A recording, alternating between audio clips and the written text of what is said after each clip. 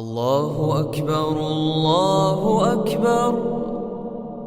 അല്ല, ഇതൊരു മുസ്ലിം ദേവാലയമാണെങ്കിൽ തന്നെയും ഹിന്ദുക്കളും ക്രിസ്ത്യാനികളും മുസ്ലിമുകളും ഉൾപ്പെടെയുള്ള എല്ലാ മതവിഭാഗത്തിൽപ്പെട്ട ആളുകളും എല്ലാവരും ഇവിടെ എത്തിപ്പെടാറുണ്ട്. അപ്പോൾ ആ എത്തിപ്പെടുന്നതിൻ്റെ കാരണമെന്ന് പറയുന്നത് തന്നെ അവരിവിടെ എത്തിപ്പെടുമ്പോൾ അവർ ഏതുദ്ദേശം സാധിക്കാൻ വേണ്ടിയാണ് അവരിവിടെ എത്തിപ്പെടുന്നത്, ആ ഉദ്ദേശം അവർ സാധിച്ചിട്ട് തന്നെയാണ് ഇവിടെ പോകുന്നത്. ഒരു വട്ടം വരുന്നവർ പിന്നീടും പള്ളിയിലേക്ക് വരാൻ ആഗ്രഹിക്കുന്നതൊക്കെ അതുകൊണ്ടാണല്ലോ. അപ്പോൾ അതിൻ്റെ അടിസ്ഥാനത്തിൽ റബ്ബിൻ്റെ അനുഗ്രഹത്താൽ ഒരുപാട് അമാനുഷികമായ സംഭവങ്ങൾ ഇവിടെ നമ്മൾ നേരിട്ട് തന്നെ ഒരുപാട് സംഭവങ്ങൾ നമ്മൾ കണ്ടിട്ടുണ്ട്.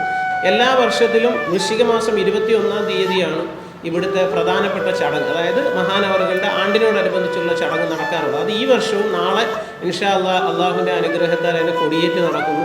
അതിനുശേഷമുള്ള ദിവസങ്ങളിലൊക്കെ മൗലിദ് പാരായണങ്ങൾ, അതുപോലുള്ള പ്രാർത്ഥനകൾ, നേർച്ചകളൊക്കെ ഓരോരോ ചടങ്ങുകൾ നടക്കാറുണ്ട്.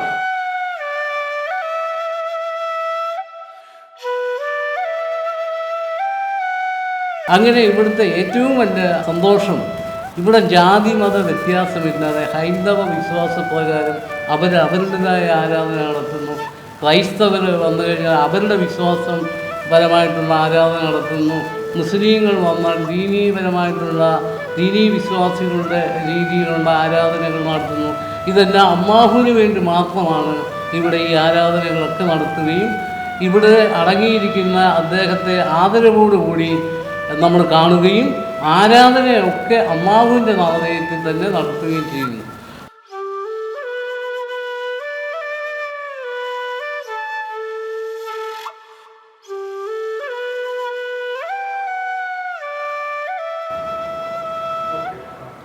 ഇത് ഏനാത്ത് കളമല മിയാഖാൻ വലിയുല്ലാഹി എന്ന് പറയുന്ന മഹാനവറുകൾ അടങ്ങിയിരിക്കുന്ന ദർഗാ ഷരീഫാണ്. മിയാഖാൻ വലിയുല്ലാഹി എന്ന് പറയുമ്പോൾ ഈ 124,000 അംബിയാ മുർസലീങ്ങളെ അല്ലാഹു തആല സൃഷ്ടിച്ചിട്ടുണ്ട്. 313 മുർസലീങ്ങളും 25 നബിമാരെയുമാണ് പ്രധാനമായിട്ടും സൃഷ്ടിക്കപ്പെട്ടിട്ടുള്ളത്. ആ സൃഷ്ടിക്കപ്പെട്ടിട്ടുള്ളതിൽ പ്രവാചകന്മാർക്ക് ശേഷം സ്വഹാബാക്കൾ, അതിനുശേഷം താബിഈങ്ങൾ, താബിഈങ്ങൾ, അങ്ങനെ പരമ്പരകളായിട്ട് വന്നിട്ടുള്ളവർ. ഈ ഇന്ത്യയിൽ ആദ്യമായിട്ട് ഇസ്ലാമിക പ്രബോധനത്തിന് വേണ്ടി അറേബ്യയിൽ നിന്ന് വന്നവരാണ് മാലിക് ദീനാർ എന്ന് പറയുന്ന മഹാനവറുകളും സംഘവും.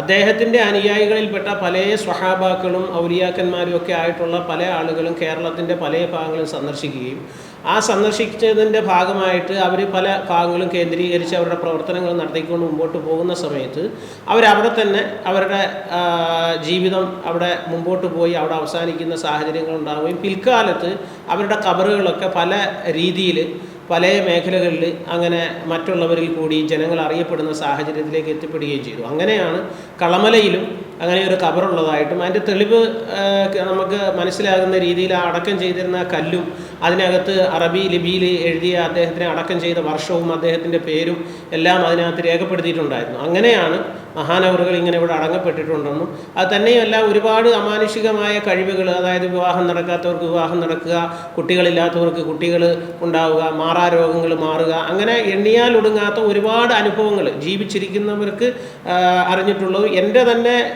അറിവിൽ തന്നെ ഞാൻ 17 വർഷത്തോളം ആവുന്നു ഇപ്പോൾ ഇതുമായി ബന്ധപ്പെട്ട് ഇവിടെ ഞാൻ വരാൻ തുടങ്ങിയിട്ട്. അത് എല്ലാ മാസത്തെയും 3-ാമത്തെ ഞായറാഴ്ച പ്രധാനമായിട്ടും ഒരു പ്രാർത്ഥനയും ഇവിടെ നടക്കാറുണ്ട്. അത് മുസ്ലിമീങ്ങൾ മാത്രമല്ല, ഇതൊരു പറയുന്നത് തന്നെ അവരിവിടെ എത്തിപ്പെടുമ്പോൾ അവർ ഏതുദ്ദേശം സാധിക്കാൻ വേണ്ടിയാണ് അവരിവിടെ എത്തിപ്പെടുന്നത്, ആ ഉദ്ദേശം അവർ സാധിച്ചിട്ട് തന്നെയാണ് ഇവിടെ പോകുന്നത്. അതുകൊണ്ട് തന്നെയാണല്ലോ നാൾക്ക് നാൾ കഴിയും തോറും ഇതിൻ്റെ പ്രശസ്തി വർദ്ധിക്കുകയും ഒരു വട്ടം വരുന്നവർ പിന്നീടും പള്ളിയിലേക്ക് വരാൻ ആഗ്രഹിക്കുന്നതൊക്കെ അതുകൊണ്ടാണല്ലോ. അപ്പോൾ അതിൻ്റെ അടിസ്ഥാനത്തിൽ റബ്ബിൻ്റെ അനുഗ്രഹത്താൽ ഒരുപാട് അമാനുഷികമായ സംഭവങ്ങൾ ഇവിടെ നമ്മൾ നേരിട്ട് തന്നെ ഒരുപാട് സംഭവങ്ങൾ നമ്മൾ കണ്ടിട്ടുണ്ട്.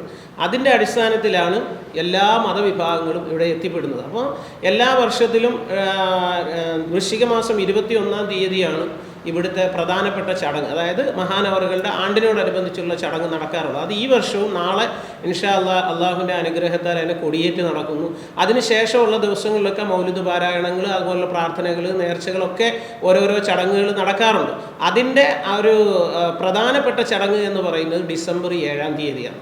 ആ 7-ാം തീയതി രാവിലെ മുതൽ തന്നെ അതിൻ്റെ ചടങ്ങുകൾ ആരംഭിക്കുകയും പ്രധാനമായിട്ടും രാവിലെ 8 മണി മുതൽ സന്ധ്യയ്ക്ക് കറക്റ്റ് ഒരു ടൈം പറയാൻ പറ്റത്തില്ല. കാരണം ആളുകൾ ഇങ്ങനെ കൂടുന്നതനുസരിച്ച് നിർത്താൻ പോയാൽ പോലും നിർത്താൻ പറ്റാത്ത രീതിയിൽ ഓരോരുത്തരുടെ ആവലാതികൾ, വീടില്ലാത്തവർ, മക്കളില്ലാത്തവർ, വിവാഹം നടക്കാത്തവർ, അസുഖങ്ങൾ മാറാത്തവർ എന്ന് വേണ്ട എന്തെല്ലാം പ്രശ്നങ്ങൾ ഒരു മനുഷ്യനുമായി ബന്ധപ്പെട്ട് നടക്കാറുണ്ടോ അങ്ങനെയുള്ള എല്ലാ വിഷയങ്ങളെക്കുറിച്ചും ആവലാതികളെക്കുറിച്ചും ഒക്കെ ഇവിടെ വന്ന് പ്രതിപാദിക്കുകയും അവരുടെ വിഷയങ്ങൾ ഒരു രസീതിനകത്തോ അല്ലെങ്കിൽ അവരുടെ ഒരു പേപ്പറിനകത്തോ എഴുതി നമ്മുടെ കയ്യിൽ എത്തിച്ചു തരികയും അത് ഓരോരുത്തരുടെയും പേര് പറഞ്ഞു തന്നെ നമ്മൾ മൈക്കിൽ കൂടി അവർക്ക് വേണ്ടി പ്രത്യേകം പ്രാർത്ഥന നടത്തുകയൊക്കെ ചെയ്യുന്ന ഒരു ദിവസമാണ് ഈ ഡിസംബർ 7 എന്ന് പറയുന്നത്. അതിനോടനുബന്ധിച്ച് ഇവിടെ മഹാനവറുകളുടെ സന്നിധിയിലും ഒരുപാട് നേർച്ചകളും കാര്യങ്ങളും ഒക്കെ ഇങ്ങനെ നടക്കാറുണ്ട്.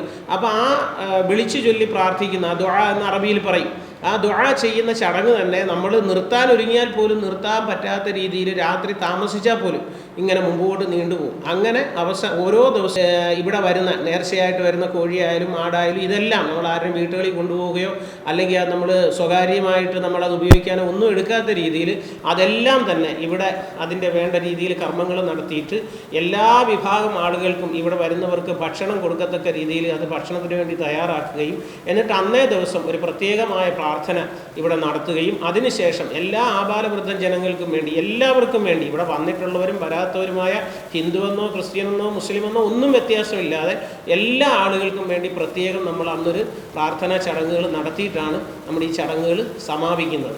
അപ്പോൾ അങ്ങനെ ഒരുപാട് അത്ഭുതങ്ങൾ മഹാനവറുകളുടെ ആ ഒരു കറാമത്ത് കൊണ്ട്, കറാമത്തെന്ന് പറഞ്ഞാൽ അമാനുഷികമായ ദൈവം സാധാരണ ഒരു മനുഷ്യന് കൊടുക്കുന്നതിലപ്പുറമുള്ള ഒരു കഴിവ് അദ്ദേഹത്തിന് കൊടുത്തിട്ടുള്ളത് കൊണ്ട് ആ കഴിവിൽ കൂടി ഇവിടെ വരുന്ന ഓരോരുത്തരുടെയും കാര്യങ്ങൾ റബ്ബിൻ്റെ അനുഗ്രഹത്താൽ, ദൈവം തമ്പുരാൻ്റെ അനുഗ്രഹത്താൽ അത് മാറിക്കിട്ടുകയും അവരുടെ ആഗ്രഹങ്ങൾ സഫലീകരിക്കുകയും ചെയ്യുന്ന ഒരുപാട് സംഭവങ്ങൾ ഉണ്ടായിട്ടുണ്ട്. അതിൻ്റെ അടിസ്ഥാനത്തിലാണ് ഈ വർഷത്തിൽ എല്ലാ പ്രാവശ്യങ്ങളും നടക്കുന്ന ഈ ഒരു ചടങ്ങിന് വേണ്ടി ആളുകൾ കാത്തിരിക്കുകയും അത് ഇവിടെ എത്തിപ്പെടുകയും ചെയ്യും. അപ്പോൾ ആ ഒരു ചടങ്ങാണ് നാളെ മുതൽ ഇവിടെ സ്റ്റാർട്ട് ചെയ്യാൻ പോകുന്നത്.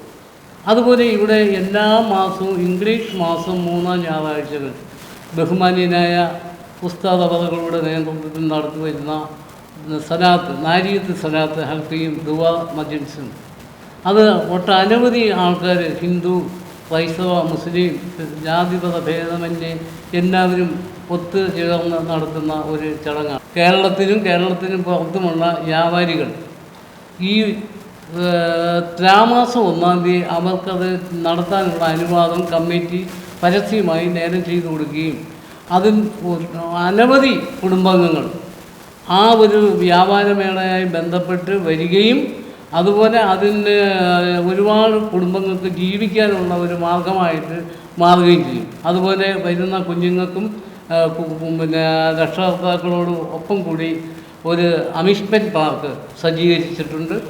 അപ്പോൾ ഈ ഡിസംബർ 13-ാം തീയതി കൊടിയിറക്കും, അന്നദാനവും റാത്തീബുമാണ്. അതിനും ആയിരക്കണക്കിന് ഭക്തജനങ്ങൾ, ദീനീവിശ്വാസികൾ, മറ്റു വിശ്വാസികളെല്ലാം തന്നെ അതിൻ്റെ ജാതിമത ഭേദമന്യേ എല്ലാവരും പങ്കെടുത്തുകൊണ്ട് ഒരു സർവ്വമത രീതിയിൽ യാതൊരുവിധ വ്യത്യാസവുമില്ലാതെ ഏകോദര സഹോദരങ്ങളെപ്പോലെ പങ്കെടുക്കുകയും ചെയ്യുന്നു. അതാണ് ഈ മഹാൻ്റെ അനുഗ്രഹവും മഹാൻ്റെ വലിപ്പവും അതുതന്നെയാണ്.